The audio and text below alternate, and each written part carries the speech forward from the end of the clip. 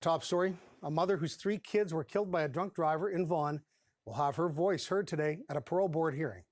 Jennifer Neville Lake's father was also killed in 2015 in the crash. Muto was sentenced to 10 years in prison in 2016, and his first application for parole was denied in 2018.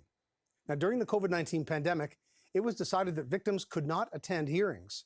With Muto's second hearing coming up, Neville Lake expressed her concerns over social media, and that decision was reversed. Victims are now allowed to read their impact statements over the phone, but the media is not allowed to listen into the hearing. Now, for more on the case, I'm joined live by criminal defense attorney Ari Goldkind. Ari, thanks for joining us. Good morning, George. Should the media have been allowed, first let's start here, to be in this hearing? Are they usually allowed in or not? They are always allowed in, George, pre-COVID-19. And this is something that caught my attention in the last couple of weeks, that the media would be banned from this parole hearing. Something as insane as that should not fly. And remember, we see this now even in the White House press briefings, where the media are meant to hold our leaders to account, even with Mr. Trudeau's. The media are us. And I can't imagine a non-COVID-19 story that's more important and interesting to the Canadian public than Marco Muto, who wiped those 4 people, those beautiful people, off the face of the earth.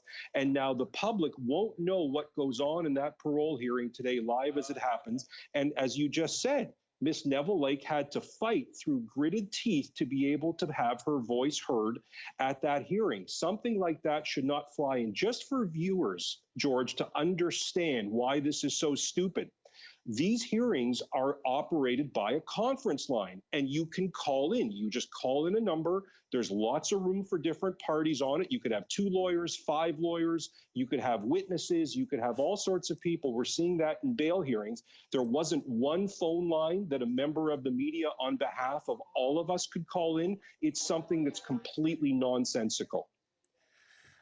Ari, justice is about fairness. It's not about outcomes. We've discussed that before. How does that platitude fit into this particular case, including the parole hearing? Has it been a fair process from what you've seen and heard? Well, here's where I become a little bit less popular in what I'm about to say, because Marco Muto is going to get parole today. And let me explain why. He got a 10-year sentence going back to 2016. The events happened in 2015. In November of 2018, Marco Muto himself completely screwed up at his parole hearing. He said all the wrong things. I don't know if he just didn't listen to good advice or he went into business for himself. He denied he was an addict. He didn't participate in programs available at the minimum security jail he's at in Muskoka. And he basically wrote his own ticket where the parole board had a good reason not to let him out. I would assume in the last year and a half, he's learned from his mistakes. He's acknowledged he had a problem. One of the things he did that's fascinating to people is he lied about an incident in 2012 where he went ballistic at a bar, got into a fight, started kicking at police windows. When you do that to the parole board, you say to them that you're still a risk. But Marco Muto, if he had his wits about him, particularly in the last year and a half, would know what to say, know how to express that he had issues with alcohol that day, and the parole board looks at risk. So while it may displease many people today, Marco Muto really should be released on parole, as unappetizing as that sounds to many people who are dearly, dearly sympathetic to Miss Neville Lake and what she's gone through.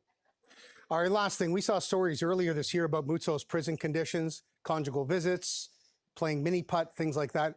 Is there a different justice system? Are there different punitive measure frameworks for the wealthy convicts in this country?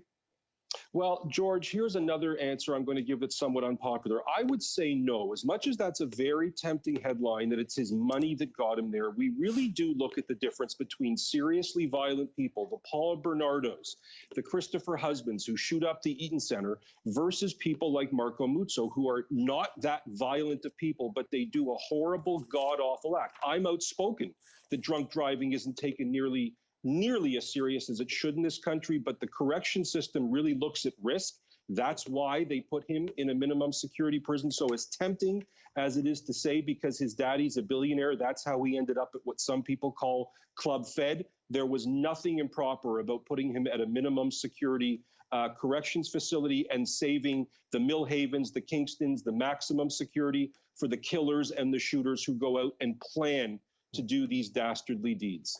Ari Goldkind, criminal defense attorney, commenting on the Marco Muto parole hearing today. Thank you, Ari. Thank you, George. And for more on today's Marco Muto hearing, you can find the information on our website, cp24.com.